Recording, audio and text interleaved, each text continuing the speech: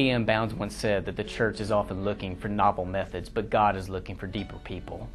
That the church is often looking for better organization or for better methods, but what we need are people of prayer, people of deep prayer.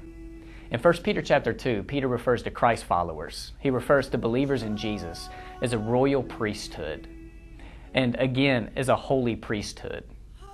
Now, we've often interpreted that as an image of equality, that we are not in need of a hierarchy, that each of us can go to God on our own, that we can go to God in our kitchen or at the desk in our office or in an alley or in our car or on a Stairmaster in an attic or in a prayer closet, that we can go to God wherever we are.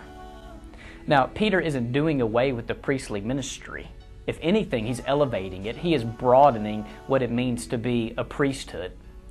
In our baptisms, we are ushered into this royal priesthood, this holy priesthood, which means we become priests. And here's the function of a priest, that a priest is one who stands in between God and people. We stand in the gap. So as a royal priesthood, as priests, through our baptisms, we learn what it means to fight in prayer for people, to wrestle in prayer, to labor in prayer, and to fight with the weapons of the Spirit, which are weapons that have the divine power to demolish strongholds. There was an overwhelming response back in April after our 7-day prayer vigil.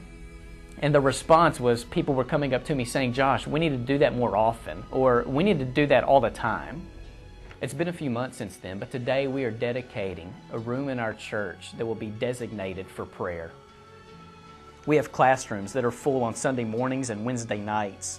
And these classrooms have Bible studies and finance meetings and other ministries meet in there. But today, room 109 will have only one function. It will be a place for people to connect with God and to stand in the gap. There are more details to come in the following weeks, but here are a few facets of our new prayer room.